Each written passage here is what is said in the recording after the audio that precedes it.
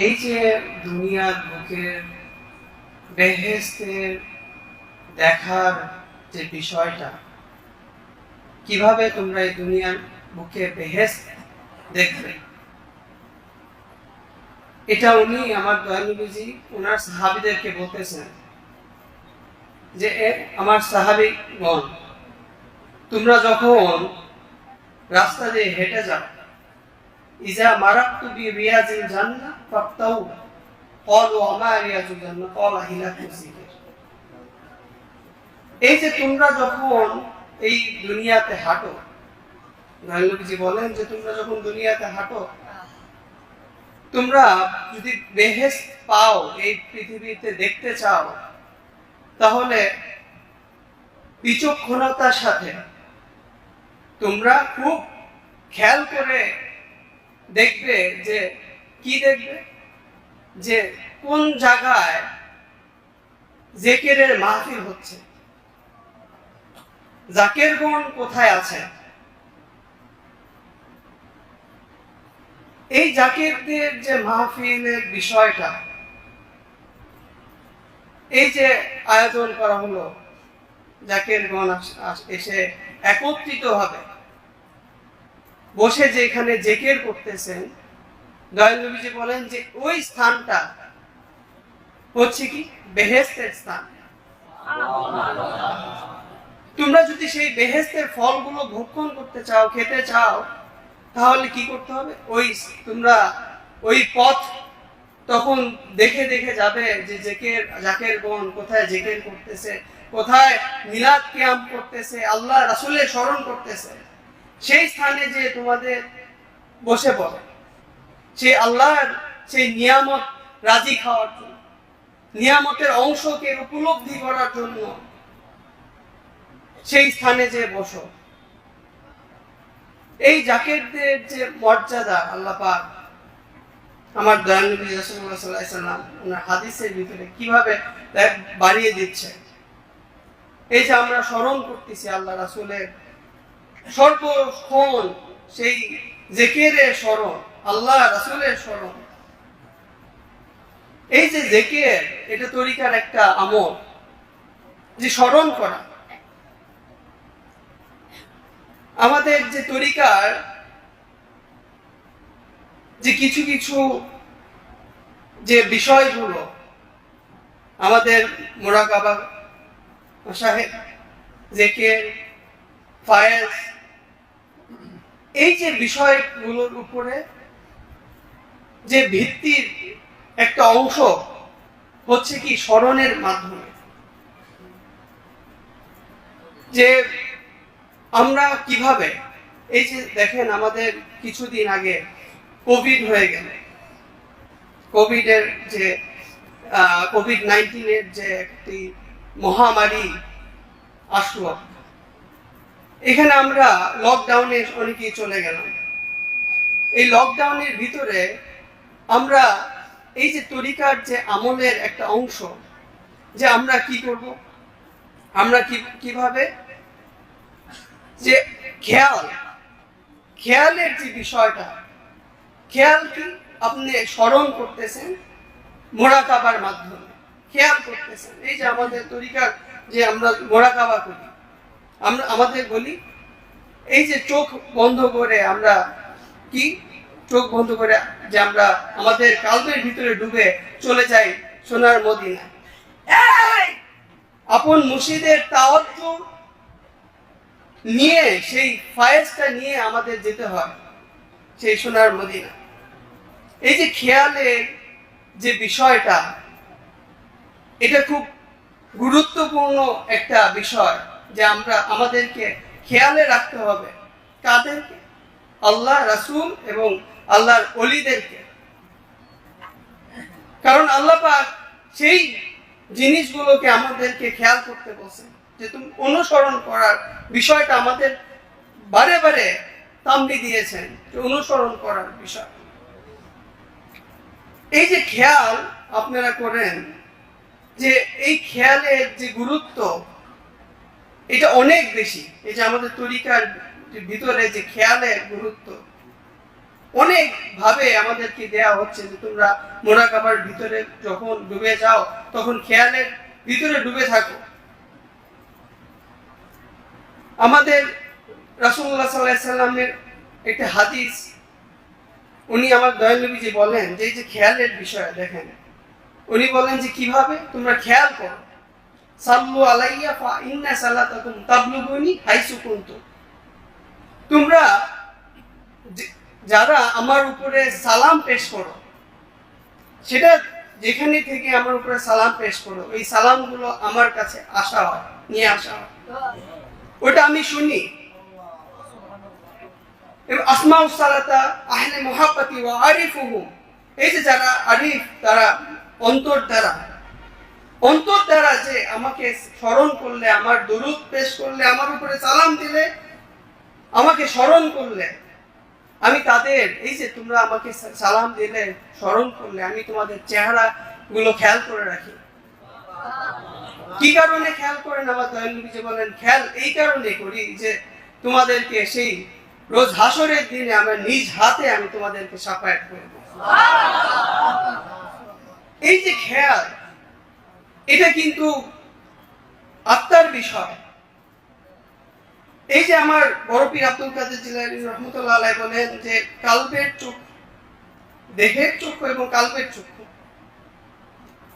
এই যে কালবের চক্ষুর যে চর্চা, হযরত ঈসা আলাইহিস সালাম উনি বলেন, এতে বাইবেলে লেখা আছেন যে if your eyes are good, your whole body will be full of light.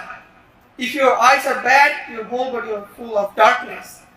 So if the light within you is dark, how great the darkness is. এই যে তোমাদের ভিতরে চোখ, এই যে তোমরা যে চর্মচক্ষু দেখতেছো, এই চোখটা যদি অন্ধকার হয়, চোখের যে যদি অন্ধকার হয়, প্রথম বলতেছেন if your eyes are good, your whole body will be full of darkness, light. তোমাদের চোখটা যদি ভালো থাকে, এটা কোন চক্ষু? এটা আল্লাহ পাক কোরআনে বলেন কুলুবুল্লাতি সুদূর, এই যে কালবের যে চক্ষু, ওই চক্ষু। ইমাম জাফর আস-সাদিক রাদিয়াল্লাহু তাআলা উনি বলেন যে human eyes doesn't have his own lights, মানুষের চোখের ভিতরে নিজস্ব কোনো জ্যোতি নাই।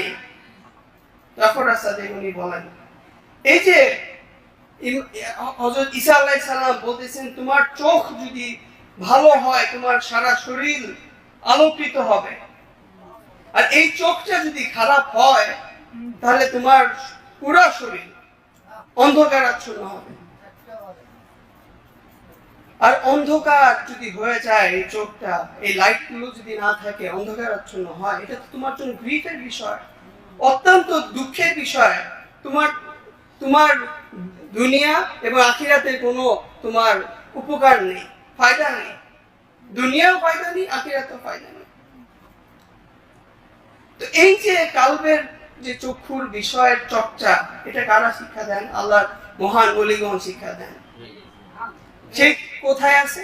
আমরা কিন্তু প্রত্যেকজন ছোট ছোট জাকিরের ছেলেদেরকেও যদি আনেন, এরা যদি বলেন যে তোমাদের বাবা কাল্পটা কোথায়, তোমাদের কাল্প লতিফায় কাল্প কোথায়, ওই ছোট বাচ্চাও কিন্তু বলতে পারবে এই লতিফায় কাল্প কোথায়, বুকের বাঁ দিকে, সনের 2 আঙ্গুল নিচে বাঁ দিকে লতিফায় কাল্প। এই যে কাল্পের পরিচয়, এটা যখন আপনার এই যে অন্তরের আলো আনলেন, এই কাল্পের ভিতরে আলো আনলেন, হযরত বড় পীর সাহেব উনি হাদিসের একটা উক্তি, হাদিসের একটা হাদিস সামনে এনে বললেন যে আল্লাহ রাসূল বলছেন যে এই যে তোমার চোখের কাল্পের যে চোখ আছে, এটা দ্বারা কি করতে পারে? বলছে যে আল্লাহর ওলিগণ এই কাল্পের চোখ দ্বারা আল্লাহর আরশে আজিম পর্যন্ত দেখতে পারেন,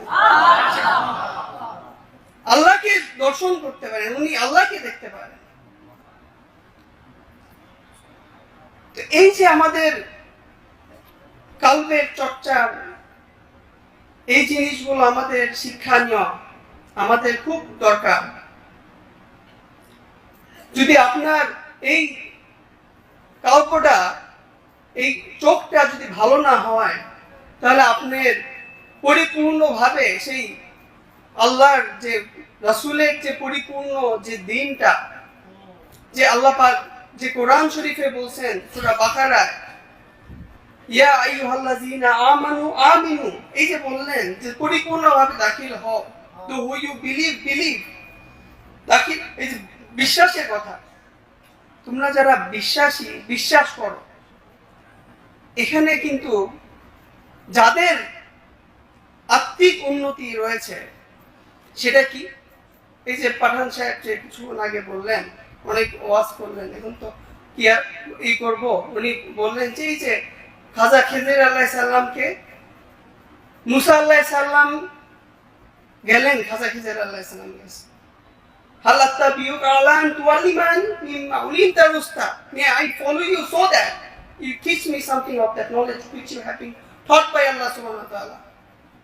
আমি আপনার ইত্তেবা করতে পারি, অনুসরণ। এটা কি ফুল সাবমিশন? যে যে আল্লাহ পাক বললেন যে ইয়া আইয়ুহাল্লাযীনা আমানু আমিনু, তো হু ইউ বিলিভ। ইবনে কাসির রাহমাতুল্লাহ আলাইহি বলেন তাহসিলুল মাহসিল মাহাল, to attain which you already have is quite impossible. আপনার যে যোগ্যতাটা আপনার ভিতরে অলরেডি আছে, আবার এই যোগ্যতা কিভাবে হাসিল করবেন? কেন আল্লাহ পাক বললেন যে যারা বিশ্বাসী, বিশ্বাস স্থাপন করো। তো উনি বললেন যে এই যে কোরআনের আরেকটি আয়াতের সামনে এনে বললেন ইয়া আইয়ুহাল্লাযীনা আমানু দুখুলু ফি সিলমি কাফা, যে পরিপূর্ণভাবে দাখিল হও, do who you believe, get into the Islam completely. The submission, full submission, আপনাকে পুরোপুরি স্যাক্রিফাইস করতে হবে। এই যে কোরবানি, ঈদের আনন্দ করি আমরা, এটা কিন্তু পরিপূর্ণ স্যাক্রিফাইসের বিষয় ছিল। আপনাদের এই তরিকার যে আমলগুলো যখন করবেন, আমলের ভিতরে তরিকা নিয়েছেন, জাকের হও। আমার খাজা বাবা শাইনাতপুরি আমাদের তাওয়াইজান বলতেন, বাবা তোমরা জাকের হও, জাকের সেজো না, জাকের হও। তোমরা কালবের ভিতরে জেকে তোমরা জাকের কি, যারা স্মরণ করে আল্লাহ জেকেরে মশগুল থাকে। যদি মিশামিশি জাকের হন, তাহলে কিভাবে আত্মার উন্নতি হবে? জাকের হতে হবে। আমি আমার দয়াল তাওয়াইজান, উনি যখন হযরত সৈয়দ অজিত আলী হুজুর পাকের খেদমতে মশগুল হলেন, প্রথম যখন তরিকা নেন, অনেক বড় ইতিহাসের কথা, ফ্যামিলিগতভাবে আমি আমার আব্বুজানের কাছ থেকে শুনছি। প্রথম যখন হযরত সৈয়দ অজিত আলী হুজুর পাক আসলেন বাংলায়, তো অনেকবার আসছেন, কিন্তু আমার দয়াল তাওয়াইজানের আম্মা যান, উনি স্বপ্ন দেখেন যে আল্লাহ পশ্চিম আকাশে, এনায়তপুরের একটা পশ্চিম পাশে একটা গ্রাম আছে, অনেক বেশ দূরে, প্রায় বোধহয় 75 কিলো দূর হতে পারে বা এরকম দূর হতে পারে, ওই সাইডে থেকে একটা আল্লাহর নূর, উনি আলো দেখতে পেলেন। তো ওইটা উনি স্বপ্নের ভিতরে উপলব্ধি করছেন, আল্লাহর নূর আসছে, খুব উজ্জ্বল একটা সুন্দর পবিত্র আলো আসছে। তো দেখার পর পরের দিন যখন উঠলেন, উঠার পর উনি ওনার আমার তাওয়াইজানকে ডেকে বললেন যে বাবা, আমি এরকম স্বপ্ন দেখলাম এবং লোকজনরাও বলা কওয়া করতেছে যে একজন মহান ওলি আল্লাহ আসছেন, কলকাতা থেকে, খুব বুজুর্গ ওলি আল্লাহ, উনি আসছেন, ওনার কাছে তুমি যাও। আমি স্বপ্নে দেখছি, এখন শুনতেছি যে ওই গ্রামটাতে আসছে, তুমি যে ওনার কাছ থেকে বায়াত দেখে আসো, কি যদি ভালো লাগে তাহলে বায়াত নিয়ে নিবা, তরিকা নিয়ে নিবা। তো তাওয়াইজান ওনার আম্মাজানের হুকুম শুনে গেলেন। যাওয়ার পর ওখানে যে যখন হযরত সৈয়দ হুজুর পাকের কাছে যে ভালো লাগলো, তরিকা নিল, তরিকার আমল এগুলো এবং তরিকার কার্যকলাপগুলো করা শুরু করলেন। কলকাতাও গেলেন, ওখানে যেও খেদমত করেন। তো বাংলাদেশে আসছেন, একদিন ওনার কাছে, আমার তাওয়াইজানের কাছে একটা চিঠি আসছে। চিঠির ভিতরে হযরত সৈয়দ ওয়াজেদ আলী হুজুর পাক লিখে দিয়েছেন যে বাবা, আমি অমুক তারিখে এই তোমাদের ইতে সিরাজগঞ্জের ঘাটে, সিরাজগঞ্জ না, ওটা হচ্ছে গিয়ে পাবনার একটা ঘাটে আমি আসব। জি জি বাবা, ঈদে আসবে, লঞ্চে আসবে, স্টিমার, তো ওখানে আসবো, তোমরা উপস্থিত থেকো। তো আমার তাওয়াইজানের শরীর খুব অসুস্থ, শরীরে পাতসা হয়েছে, জ্বর, প্রচন্ড জ্বর।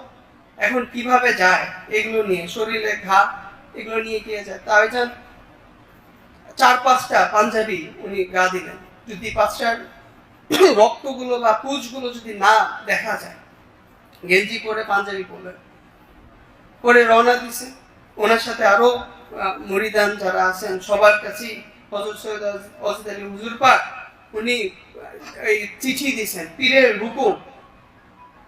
আমি আসলে আপনাদেরকে এই ঘটনাটা বলার কারণ হচ্ছে, দেখেন কত ত্যাগ করা, তরিকাটা এত সহজ নয়, অনেক ত্যাগের বিষয় আছে। এই আল্লাহর জ্ঞানকে হাসিল করার জন্য অনেক ত্যাগ করার প্রয়োজন।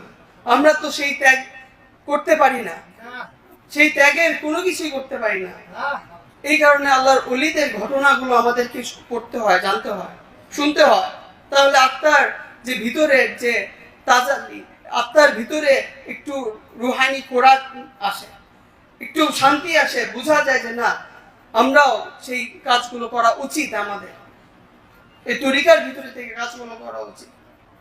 তো তাওয়াইজান রওনা দিলেন, ওনার সাথে সাথে আরো আমার সৈয়দ আলী হুজুর পাকের যারা মুরিদান আছেন সবাই রওনা দিয়েছেন।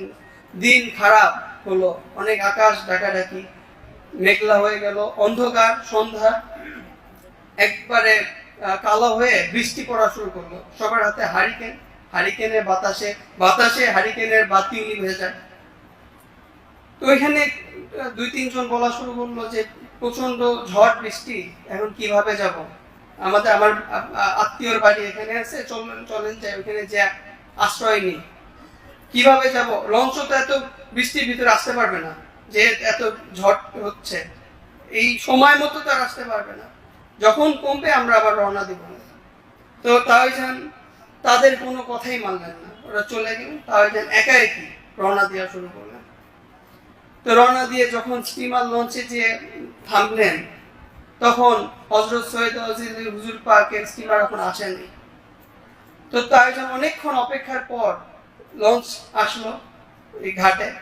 আসার পর আমার তাওয়াইজান বলেন যে যখন আমার মুর্শিদ কেবলা আমার দিকে তাকিয়ে তার তার এই অমীয় শ্রদ্ধা, তার পবিত্র জবান মোবারক দ্বারা যখন বললেন যে বাবা ইউনুস তুমি আসছো, তখন বললেন যে আমার তাওয়াইজান বললেন যে আমার কাছে মনে হলো যে এই যে 24 দায়রার যে প্রত্যেকটা দায়রার সকল দরজা ঠাস ঠাস করে খুলে আমার শান্তি ভিতরে ঢুকতে লাগলো।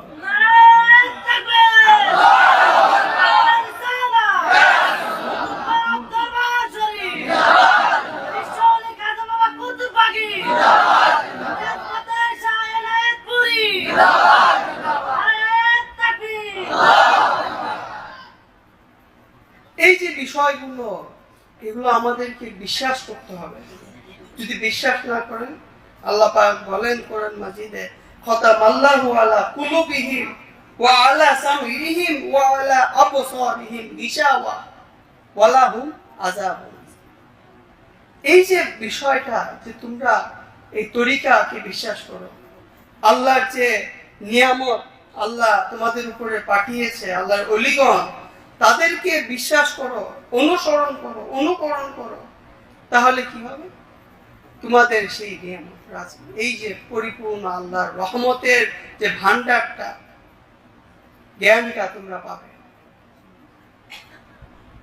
কারা বিশ্বাস করেন? এই যে খতামাল্লাহু আলাইহি, আল্লাহ পাক বলেন আল্লাহ কুলুবিহিম, তাদের কালবের ভিতরে আমি সিল মোহর মেরে দিয়েছি। কালবে, এই যে কাল, লতিফায় কাল,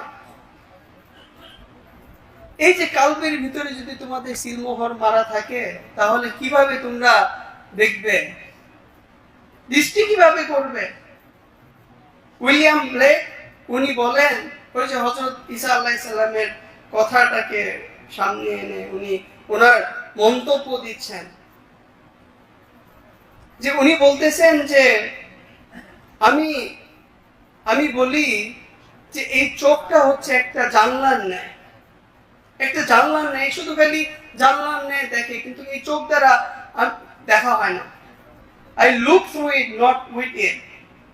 আমি এটা দ্বারা দেখি, কিন্তু আমি এটা দ্বারা দেখি, এটা এটা এটা নয় যে দেখতেছে।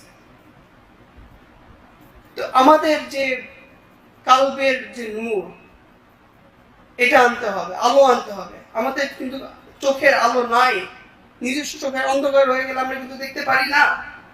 আমাদের নিজস্ব চোখের আলো নাই। আল্লাহ পাক কোরআন মাজিদে বলেন, আমি তোমাদের কিন্তু সেই চোখের আলোর কথা বলতেছি না, যে তোমাদের যে কালবের যে রোগ, ওই রোগের কথা বলতেছি। ওই রোগটা ঠিক করা আগে। এই যে কুলুবুল্লাতি, সুদূর ভিতরে, অন্তরের ভিতরে যে রোগটা আছে, এই রোগটা তোমরা পরিষ্কার করো। এটা কিভাবে করবে? আল্লাহ পাক বলেন, যাও, আমি যে তরিকা বাতিয়ে দিয়েছি, যাও, ওই যাও। আল্লাহর আমার যে নিয়োজিত বান্দাগণ আছেন, যাদেরকে আমি আমার বিশেষ এলম তাদেরকে সিলেক্ট করে দান করেছি, আল্লাহর ওলিগণ, তাদের কাছে যাও। সেই এলমে লাদুন্নির এই যে আল্লাহর অশেষ জ্ঞানের ভেদের দরিয়া অর্জন করতে তাদের কাছে যাও। তো এই যে অর্জন করা জন্য আপনারা তরিকায় নিছেন, তরিকার ভিতরে নেসবতে এই যে ভিতরে ঢুকছেন, তরিকার ভিতরে ঢুকছেন, ছাতার নিচে আসছেন। সেই ছাতার নিচে আসার পর এই যে কত কষ্ট আমার খাজা বাবা শাহিনের করে আমার দয়াল তাওয়াইজান করেছেন, আল্লাহর ওলিগণ যুগের পর যুগ এই কষ্ট করে করে এই তরিকার শিক্ষাগুলো তাদের ভিতরে আনছে। জ্ঞান নয়, তোমরা জ্ঞান দূরে সরাও। জ্ঞান দূরে সরিয়ে, অহংকার দূরে সরিয়ে তোমাদেরকে আসতে হবে কি? পরিপূর্ণভাবে সাবমিশন করতে হবে। জ্ঞানের অহংকার, অর্থের অহংকার, সকল প্রকার অহংকারকে দূরে সরিয়ে তোমাকে আসতে হবে এই তরিকার ভিতরে, তরিকা নেওয়ার জন্য অন্তরের খালেজ দিল নিয়ে মহব্বতের সাথে। এই মহব্বত এবং খালেজ দিলটার জন্য আমার খাজা বাবা শাহ এনায়েতপুরী উনি বারে বারে, উনি যে তরিকা, উনি সবসময় মানে আদব, মহাব্বত, বুদ্ধি, সাহস। আদব, মহাব্বত, বুদ্ধি, সাহসের কথা কেন আদব আর মহাব্বতের কথা বলেছেন আমি প্রায়ই বলি, কারণ আমাদের সকলকে এই জিনিসগুলো বোঝা উচিত। আদব এবং মহাব্বতটাই হচ্ছে ইমানের মূল বিষয়। আদব মহাব্বত যদি আমাদের ভিতরে না থাকে, তাহলে আমাদের সেই বুদ্ধি, সাহস দিয়ে কোনো কিছু হবে না। আদব মহাব্বত আমাদেরকে পরিপূর্ণভাবে ইমানদার করবে, কিন্তু এই বুদ্ধি, সাহস আমাদেরকে একজন মানুষ বানাবে, কিন্তু ইমানদার করবে না। যখন মানুষের ভিতরে এই আদব আর মহব্বতটা পরিপূর্ণভাবে আমরা অ্যাচিভ করতে পারবো, অর্জন করতে পারবো, হাসিল করতে পারবো, সেই হাসিলের পর ওই সময় আমাদের দরকার বুদ্ধি এবং সাহস। বুদ্ধিটাও দরকার আছে, বুদ্ধি দরকার আছে। যদি বুদ্ধি না করেন তাহলে তরিকার যে জগতে আগাইতে পারবেন না। এই যে বিষয়টা, এই যে আপনাদের তরিকার যে আপনারা নিচ্ছেন, কেন নিচ্ছেন? এই মুজাদ্দিদের তরিকা নিচ্ছেন, কেন নিচ্ছেন? এই যে আল্লাহর ওলিদের কাছে আসেন, কেন আসেন? আল্লাহ পাক, আল্লাহ রাসূল এই যে বলতেছেন যে তোমরা আসো, কেন আসবা? ফায়দা নেওয়ার জন্য। আল্লাহ পাক কি বলেন? ইন্না রাহমাতুল্লাহি কারিবুম মিনাল মুহসিনিন। আল্লাহ পাক কোরআনে বলেন কাছে আসো। কেন কাছে আসবা? রহমত পাওয়ার জন্য। কেননা আমার রহমত আমার মুহসিন বান্দা, যারা আমার প্রিয় বান্দা, তাদের নিকটে থাকে। তোমরা যদি তাদের নিকটে আসো তাহলে পাবে, যদি তাদের কাছ থেকে দূরে সরে যাও পাবে না। এই যে আমরা তাওয়াজ্জু, তাওয়াজ্জুহ, এই যে আমরা তো বলে তাওয়াজ্জুহ ইজতিহাদি, তাওয়াজ্জুহ ইসলাহি, তাওয়াজ্জুহ এনেকাসি এবং তাওয়াজ্জুহ এলকাই। এলকাই এই যে তোমরা এই যে আমাদের আল্লাহর ওলিগণ আমাদের এলকা করে দেন, ঢেলে দেন, ইসলাহ করে দেন, পরিষ্কার করে দেন। এই যে আমরা আসছি, আমাদের কালব তো এবং কালবের যে বাটি, এটা তো ময়লা। হযরত হাসান আল বসরি রহমতুল্লাহ আলাইহি ততক্ষণ পর্যন্ত তার মূল্যবান কথাগুলো বলতেন না যতক্ষণ পর্যন্ত না হযরত রাবিয়া বসরি রহমতুল্লাহ উনি যতক্ষণ পর্যন্ত না আসতেন, ওই মাহফিলে উপস্থিত থাকতেন, ততক্ষণ পর্যন্ত বলতেন না। এটার জন্য তো ইসলাহ করা দরকার আমাদের কালবে। এটার জন্য কি করতে হবে? আল্লাহর ওলির কাছে আসতে হবে, এসে বসতে হবে, এসে বসে আমাদের তরিকার শিক্ষা নিতে হবে। ওর চেহারা মোবারককে আমাদেরকে স্মরণ করতে হবে, বেশি বেশি দেখতে হবে ওই স্মরণের রাখার জন্য। কারণ এই তরিকার মূল বিষয় হচ্ছে যে তাসাব্বুরে শায়েখ। এই তাসাব্বুরে শায়েখ কেন করবা? তোমাদের সেই আল্লাহর সাথে মিশার জন্য, আল্লাহর সেই রহমত পাওয়ার জন্য। এই যে এই করা লাগবে, কারণ আসতে হবে কেন? তোমাদের ইসলাহ যখন তোমাদের কালবকে তোমার আপন মুর্শিদ পরিষ্কার করে দিবে। এই যে কিভাবে? ধরেন একটা হারিকেন তো অনেকেই চেনেন। হারিকেনের ভিতরে যদি আগুন জ্বলতেই থাকে, হারিকেনের যে গ্লাসগুলো ওটা কি হয়ে যায়? কালো হয়ে যায়। তো ওইগুলো কি করে বের করে আপনারা পরিষ্কার করেন, পরিষ্কার করলে আবার আলোকিত হয় হারিকেনটা পূর্বের ন্যায়। এই যে আমরা মানুষজন বিভিন্ন ধরনের বর্তমান জামানার যে ফিতনা এবং বিভিন্ন ধরনের অপকর্ম দ্বারা আমরা লিপ্ত হয়ে যে আমরা আমাদের কালবের ভিতরে যে ময়লাগুলো পড়ে পড়ে জমাট বেঁধে গেছে। আমার দয়াল নবী যে বলেন, এই মানুষদের ভিতরে প্রত্যেকটা সিন তার কালবের ভিতরে একটা করে কালির ন্যায় ফোঁটা দান করে, অন্ধকার আসে, অন্ধকারের এক বিন্দু করে পড়তে থাকে। এই অন্ধকারে বিন্দু পড়ার শিক্ষা তো আমাদের যারা সাধারণ আমরা তাদের নাই। এটা কাদের আছে? যারা ইসলাম অলরেডি হয়ে গেছে, আল্লাহর ওলি হয়ে গেছেন, আল্লাহর প্রিয় বান্দা হয়ে গেছেন। সেই প্রিয় বান্দাদের কাছে আসতে হবে কি করার জন্য? ইসলাম করার জন্য। ওই জিনিসগুলো আল্লাহর ওলিগণ কি করেন? আমাদের কালবের যে ময়লাগুলো আছে ওগুলো বের করে পরিষ্কার করেন ওনার তাওয়াজ্জুহ দ্বারা, ওনার ফায়েজ দ্বারা উনি পরিষ্কার করতে থাকেন। তখন আমরা কি করি? আমাদের মতো বান্দারা আমরা যখন আল্লাহর ওলির কাছে আসি, ওই ফায়েজ গুলো পাই যখন থাকি, এটা আমাদের দোষ। যখন আপনার কালবের পরিপূর্ণতা না হবে, আপনি যখন আপনার আপন মুর্শিদ যখন আপনাকে তাওয়াজ্জুহ করবে, ইসলাহ করবে, আপনারা কি করবেন? আপনি পরিষ্কার করে দিল, আপনি অল্প অল্প তাওয়াজ্জুহ পেতে থাকলেন, আস্তে আস্তে পরিষ্কার হতে থাকলো। পরিষ্কার হতে হতে আপনার এই যে পরিপূর্ণ অ্যাফেকশনটা, পরিপূর্ণ যে একটা ভালোবাসার যে বন্ধনটা আপনি পরিপূর্ণভাবে বুঝতে পারবেন। তখন আস্তে আস্তে আপনার সামনের থেকে ওই যে কালবের যে রোগগুলো আস্তে আস্তে দূর হতে থাকে।